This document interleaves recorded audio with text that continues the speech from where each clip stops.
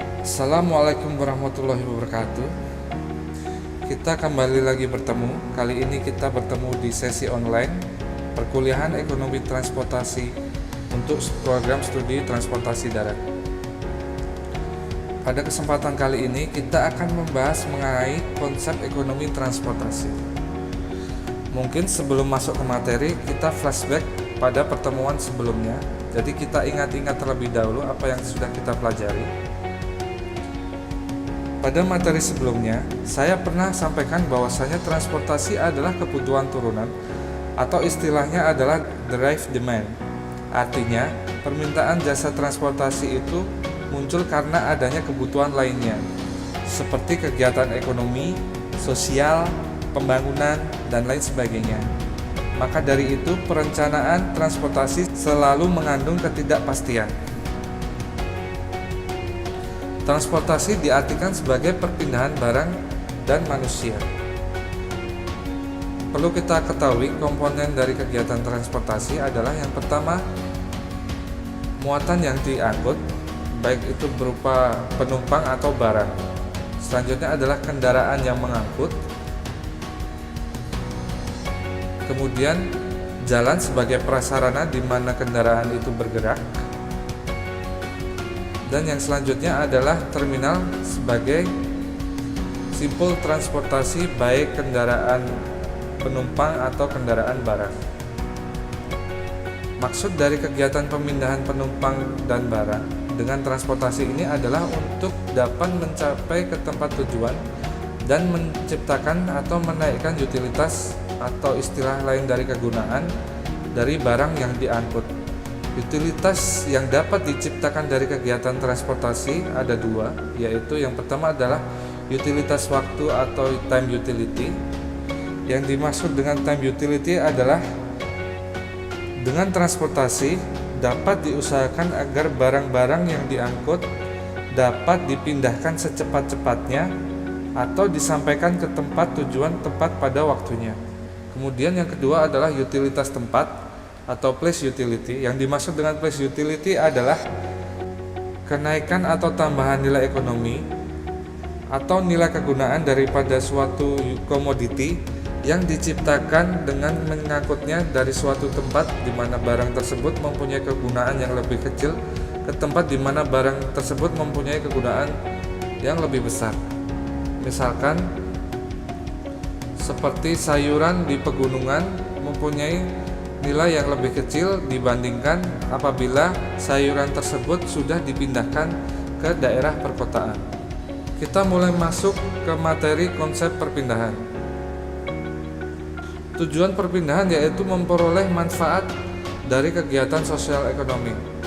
Di antaranya adalah kegiatan bekerja, kegiatan pendidikan atau belajar mengajar, kegiatan jual beli untuk memenuhi kebutuhan ekonomi. Yang terakhir adalah kegiatan rekreasi seperti berwisata, berolahraga, bersosialisasi, dan kegiatan-kegiatan lainnya. Selanjutnya, tujuan pergerakan barang yang efektif akan memiliki dampak mencapai efisiensi yang besar dalam produksi.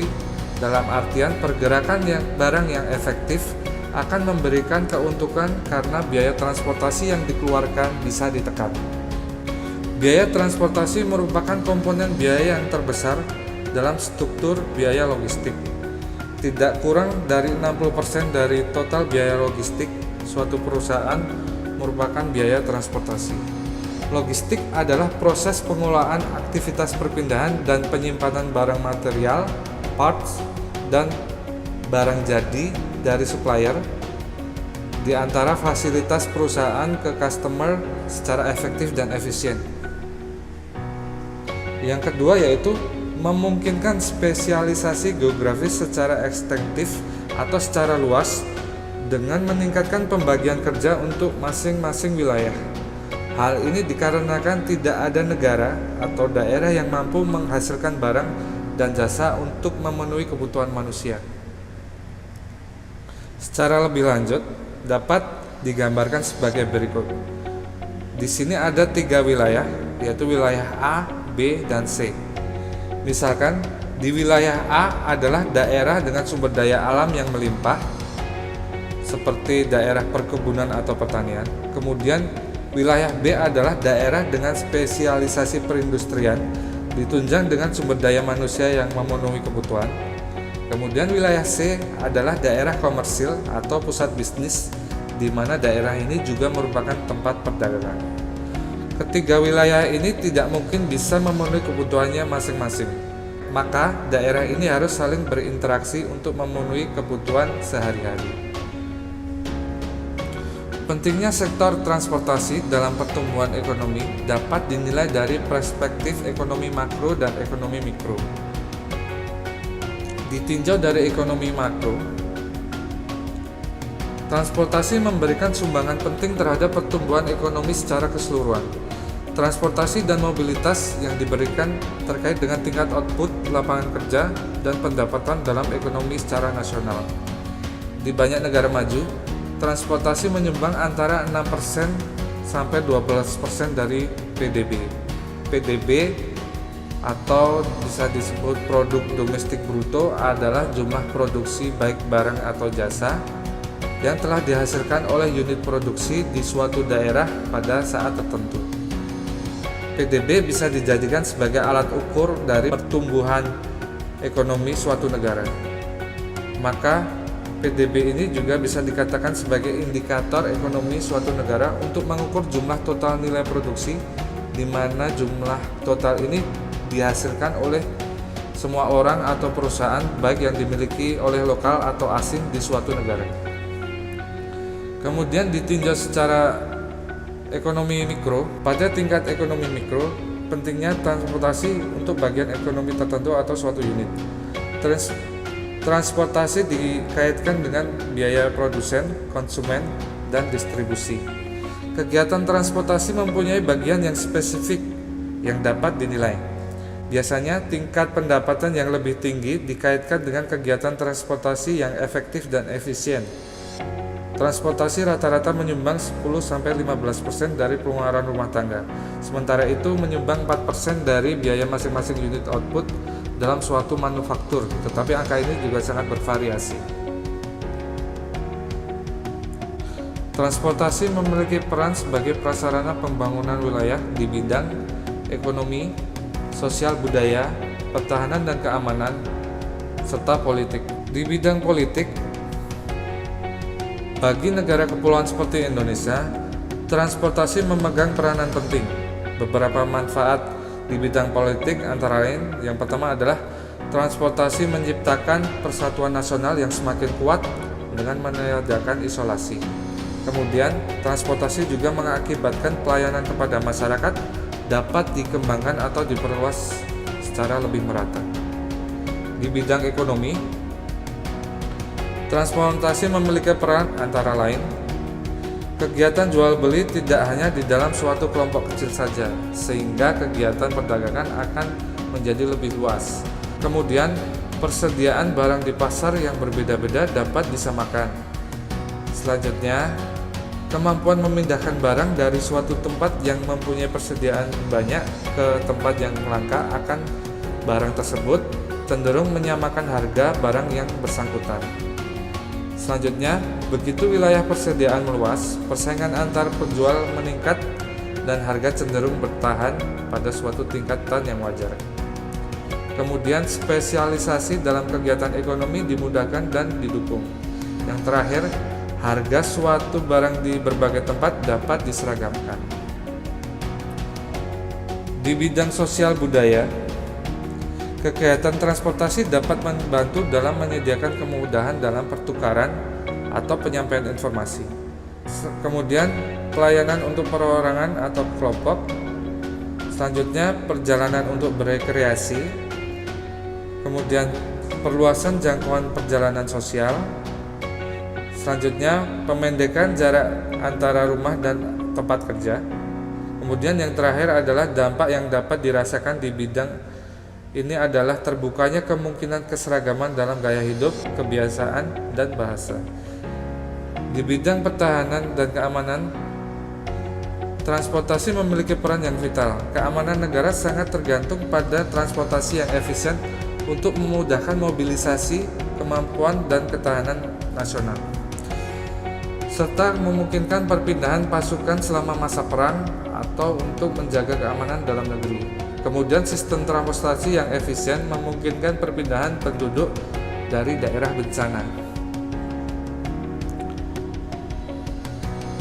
Kemudian yang akan kita bahas adalah faktor penentu pengembangan transportasi.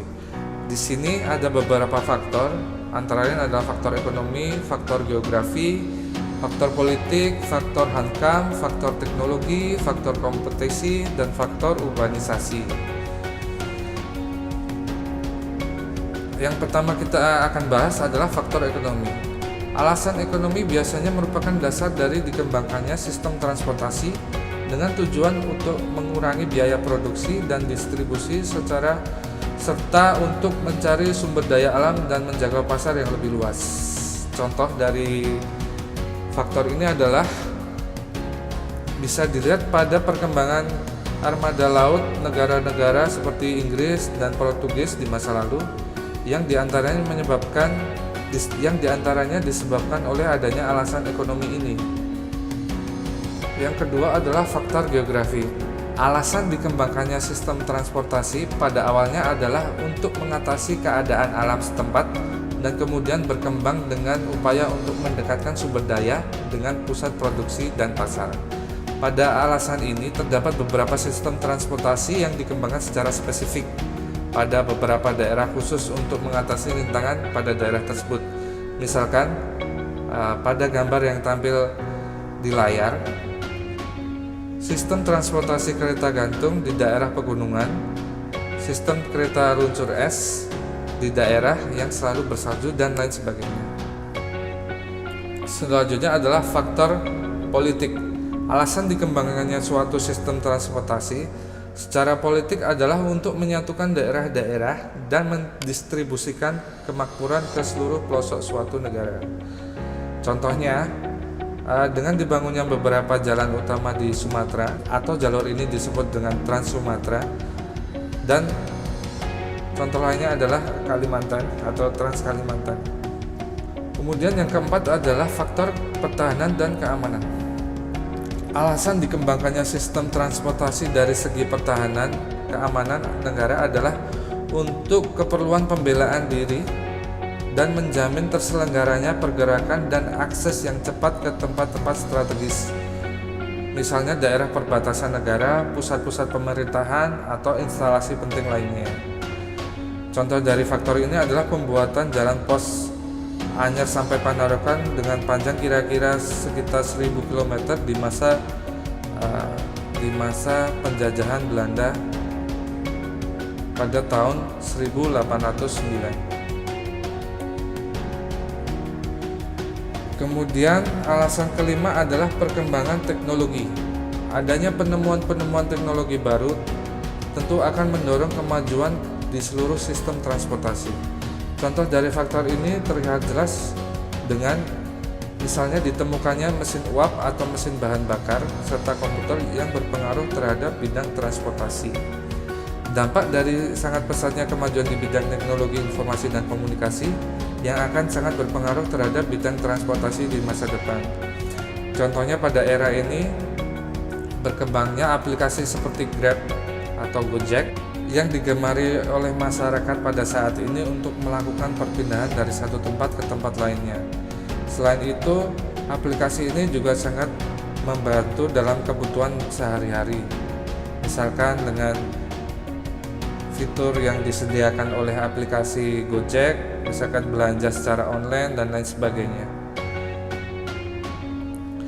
Faktor yang keenam adalah faktor kompetisi.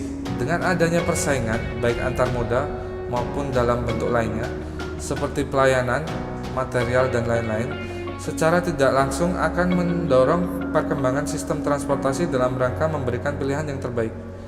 Contoh dari pengaruh ini adalah misalkan adanya kompetisi antara angkutan jalan dengan angkutan kereta api antara Jakarta sampai Surabaya, yang masing-masing akan mengembangkan jaringan jalan tol dan kereta api cepat yang menghubungkan kedua daerah tersebut.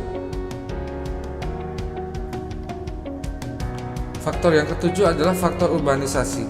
Dengan makin meningkatnya arus urbanisasi, maka pertumbuhan kota-kota akan semakin meningkat dan dengan sendirinya kebutuhan jaringan transportasi untuk menampung pergerakan warga kota pun akan semakin meningkat pula. Contohnya adalah akibat dari perkembangan di bidang ini, yaitu dengan mulai dipikirkannya pembangunan beberapa sistem angkutan umum massal di beberapa kota metropolitan di Indonesia, seperti Jakarta, Surabaya, Bandung, dan kota-kota metropolitan lainnya. Oke, yang terakhir, permasalahan transportasi barang atau yang sering kita sebut adalah logistik. Secara umum, sistem logistik di Indonesia saat ini belum memiliki kesatuan visi yang mampu mendukung peningkatan daya saing pelaku bisnis dan peningkatan kesejahteraan rakyat. Bahkan pembinaan dan kewenangan terkait kegiatan logistik relatif masih bersifat parsial dan sektoral di masing-masing kementerian atau lembaga terkait. Sementara kondisi yang ada belum memadai. Berikut adalah ilustrasi umum kegiatan logistik nasional yang selama ini berjalan, di mana komoditas penggerak utama atau key commodity factor sebagai penggerak aktivitas logistik belum terkoordinasi secara efektif. Belum adanya fokus komoditas yang ditetapkan sebagai komitmen nasional dan belum optimalnya volume perdagangan ekspor dan impor. Kemudian permasalahan di bidang infrastruktur transportasi, yaitu belum memadai baik dari segi kuantitas maupun kualitas, yang antara lain karena belum adanya pelabuhan hub, belum dikelola secara terintegrasi, efektif dan efisien, serta belum efektifnya intermodal transportasi dan interkoneksi antara infrastruktur pelabuhan, pergunaan, dan transportasi antar wilayah. Kemudian, permasalahan pada pelaku dan penyedia jasa logistik. Pelaku dan penyedia jasa logistik masih berdaya saing rendah karena terbatasnya jaringan bisnis pelaku dan penyedia jasa logistik lokal, sehingga pelaku multinasional lebih dominan dan terbatasnya kualitas dan kemampuan pelaku dan penyedia jasa logistik nasional. Selanjutnya adalah permasalahan teknologi informasi dan komunikasi.